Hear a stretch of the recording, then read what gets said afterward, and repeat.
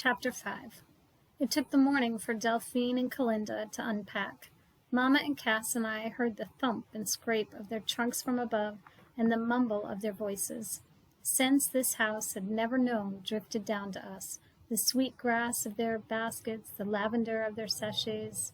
Who knew what came tumbling out of those treasure chests? I wouldn't have minded a look, but it was none of my business. So it was well past midday before Delphine and me started down the hill. Mama had turned me loose, and Calinda had said, "Me, I stay at home." The first time I ever heard her voice. Best of all, I wore a bonnet of Delphine's, a store bonnet, when she saw I didn't own one. Hers was crowned with a spray of silk roses like the ones in the pattern of her dress. My bonnet was deep, so I saw the world at the end of a tunnel. I hoped to be noticed. As quick as we were in Roger's store, we were watched like hawks. Both Rogers's and Pegleg, Snelson and all their other help, and a couple of country women turning over the goods. Word of our visitors had reached well beyond Grand Tower by now. Delphine made short work at the store. I feared that very little in it would interest her, and very little did. She breezed by the pile of Mackinaw blankets. She barely browsed the dressmaking counter with its needles and pins, the ferreting for binding, the tin suspender buttons, and the dozen bolts of calico at 7 cents a yard. She turned up her pert nose at the maple sugar in lumps and swept past the home remedies, the liniments and laudanum and borax and all the salves and sulfurs. We were shortly back out on the porch. As Delphine could see, we'd pretty well done town. Across the road was the only brick building, the office, to lure Dr. Hutchings to come and doctor us. I, for one, wanted to give that place a wide berth. They said that his floors were painted red to hide the blood. Delphine nodded past this landmark to the freight landing. T.W. Jenkins ran a hardware and ship repair establishment beside it, along with a lumber yard and smithy. "It is where your brother works, no?" Delphine said. "We go there." I explained to her that womenfolk didn't go into Jenkins's as a rule. The forge was in a back room, and men were apt to hang around there, chewing and using language we all knew but weren't supposed to. "Psst," said Delphine, and lifted her skirts across the road. On the porch of Jenkins' store, Mr. Clarence Worthen and old man Dutchy Brunkhorst were going at it, hammers and tongs. The Worthens' ancestry was Kentuckian, and they still called themselves Southern. Old man Brunkhorst was straight from the old country and staunch for the Union and Lincoln. Each had a finger in the other's faces. We sidled past them and inside. It was far better stocked than Roger's.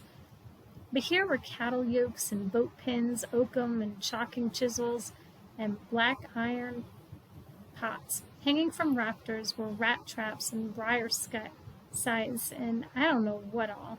I could see Noah in the yard behind, measuring off planking. I expected Delphine to turn on her heel. She rapped the counter for service. As luck would have it, Curry Marshall answered the call. I looked away to give him the side view of my bonnet. Then I looked square at him. Searching the contents of the bonnet, he found my face. "Hey, Tilly," he said. I replied in kind, but I couldn't command much of his attention this near Delphine. She had a powerful effect on the male sex. "Have you, how you say, les allumettes?"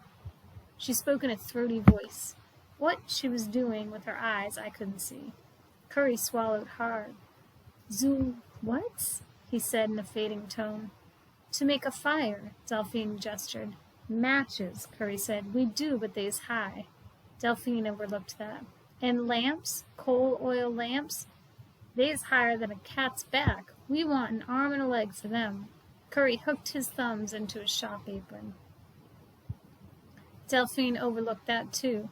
Evidently in New Orleans the merchants didn't warn you that their goods might be higher than you could pay.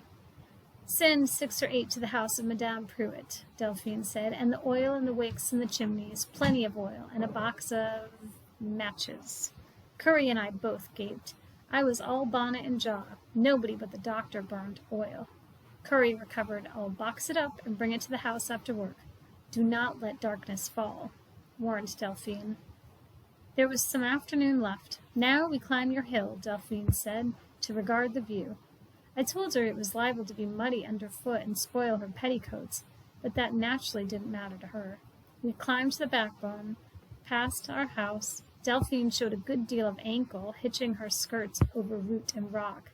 "How steep your country is," she began to puff. All her shawls were askew.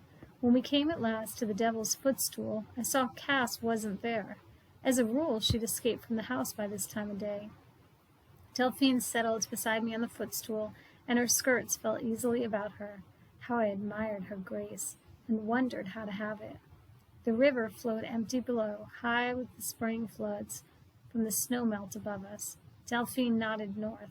Between the Devil's Backbone and Oven Rock was a straggling graveyard. "Your papa," she said. "He is there?" "Oh, no, Pa's not dead. Not that we knew of. She'd thought Mama was a widow woman. Pa's a riverman. Summers he works the logging camps up in the Minnesota country. Winters he's down south, going shares on a seam net. A lot of the menfolk do that. They's here in the spring to put in the crops and back in the fall for the harvest. Of course, we haven't got any land, so there's no crops to put in." Oh, I babbled like a brook and flowed like a freshet. At least I didn't tell her how many seasons had passed since we'd seen hide or hair or Pa. Years, really. She seemed to hear more than I'd told. I was provoked at myself. Hadn't Mama just warned me to watch every word I spoke? Hadn't she made that crystal clear? So I made so bold as to ask if Delphine had a Pa. "Papa, Melly, he is Monsieur Jules Duval. No doubt Mayor Duval by now, gird for war." "I bring Papa's portrait in a gilt frame," she said. "I am never without it. You will see where it hangs over my bed." He's apt to be hanging by the neck from a sour apple tree when us Yankees take New Orleans, I thought, but didn't say. On Delphine flowed. "Papa is of an ancient French family, you know. The Duvals are there on their land long before the Americans come. Long before. It took her no time to make me see the vast sweep of Duval cotton fields stretching for miles back from the river. She raised before my very eyes the columns that held up their deep porches, white as marble in the dazzling day. I saw the great houses of the Duvals standing in gardens hung with Spanish moss. He lived, Papa, mostly in the country, a gentleman, you know, but he comes to New Orleans for the opera and, of course, for the balls." "Ah, ma chérie," she said. "Imagine tu, maman, and Papa in the brilliance of the ballroom, leading a quadrille, always the first on the floor." She sketched this romantic couple in the Illinois air. Every eye upon Maman in grande toilette and Papa, golden hair and all in midnight black. "You have not lived until—" Her voice sighed to silence so I could see them for myself. Then when I had, she turned... Her voice sighed the silence so I could see them for myself. Then when I had, she turned full on me. Her eyes had darkened with the day. They glistened. What did I know of homesickness, who'd never been away from home? She spoke low. "You would destroy all that, all I come from, and know." I didn't want to fight the war with her. For one thing, I thought I might lose. I pulled away from her eyes and looked around for something else to say. Cass is usually up here by now. I tried to think how to explain Cass. "She is droll, that one," Delphine said. "She sees things that ain't there." "She has visions?" Delphine was interested at once. "She is a seeress?" "I don't know about that," I said. "Mama's worried to death Cass will lose her mind." "But it is a gift she has," Delphine exclaimed. "Not in these parts," I said, wondering what I'd blurt out next. The river flows calmer at the end of the day for some reason. By and by we began to feel the evening chill. Delphine and I climbed down the backbone to the house. On the porch stood a crate with the lamps and the oil. "Ah, the lamp boy makes his escape," Delphine rolled her eyes. "He skedaddle before you find him." I was flushed in cheek and neck and silent for once. "You are sweet on the lamp boy, isn't it so?"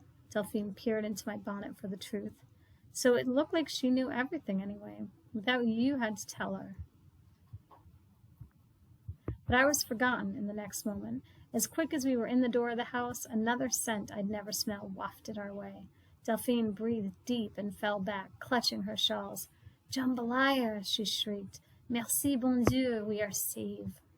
How well I recall Delphine and me coming in from that damp evening, pulling off her bonnets. Kalinda, treetop tall, had her face to the fire and her skirts pinned up around under her apron of Mama's. She was browning onions in the biggest skillet. Nearly stuck to her side was Cass, measuring paste out of a jar. The kitchen was ranked with provisions Kalinda and Delphine must have brought with them: a sack of rice and another of red beans, a wreath of onions, a coil of sausage, a mess of little bird's-eye peppers. It was Kalinda's fireside now, and I was astonished to see Mama sitting at the kitchen table. She wasn't idle. She didn't know how to be idle. But daylight had never caught her sitting down. She was into a sack of pecans we'd gathered out in the timber last fall, and a litter of shells she was picking out nut meats. She glanced up, a little shamed about her ease. I seemed to see for the first time how twisted and knobby her hands were. Winter got to her joints, and she had pain she never spoke of. It looked to me like she'd surrendered her kitchen without a skirmish. And didn't we eat that night? Always before pig's cheek and pot liquor was a banquet to us when we could get it. Now we ate our first jambalaya, thick with tomato paste and the sausage and a slab of salt ham we had, and alive with the onions, all poured over the snowy rice. Real abolitionists wouldn't eat rice or cane sugar or anything the South produced. We dug right in. My insides didn't know which way to turn. Noah ate his fill too, twice, but he'd miss his mouth for stealing glances at Delphine. We saw now what a good appetite she enjoyed. She was always to be a hearty eater, though she couldn't boil water herself. She'd have starved to death in a well-stocked larder. Kalinda was back and forth from table to fire, but she ate her share. Life stirred in her dark eyes. How beautiful her long hands were, dishing up, feeding us. Cass was right there beside her, watching Kalinda's hands, hearing her silences. Night never come. We had the new coal oil lamps, you see. Once they were filled and we struck the matches and saw how the wicks worked, the kitchen sprang to life just as the hearth fire began to die. We covered our mouths at the sight of one another, Mama and Cass and me. Somehow it was brighter than day, and we were players on the showboat stage. Light found all the corners. The crockery glared from the shelf. I looked at Noah and caught my breath. I swear I hadn't noticed before how handsome he was. We were twins. How come he got the looks? He was dazed by the light, or Delphine. She'd summoned up her sewing from an elegant basket with seed pearls and tiny shells patterned on the lid. In her hands was a pair of ladies' underdrawers to be mended, though I didn't think Noah needed to be seeing them. She leaned into the lamplight as if it was nothing to her, and the silver thimble on her finger glimmered like a star. Kalinda brought forth a pack of playing cards and laid them out on the table in the circle of light. Mama didn't hold with cards in the house, but she said nothing because Cass was transfixed, watching each card Kalinda slapped down. Whether they were playing those cards or reading them, I couldn't tell, but much passed between them, and Mama was relieved to see Cass so bright-eyed. How at home our visitors were, these light bringers. How settled they seemed to be, not like birds of passage at all.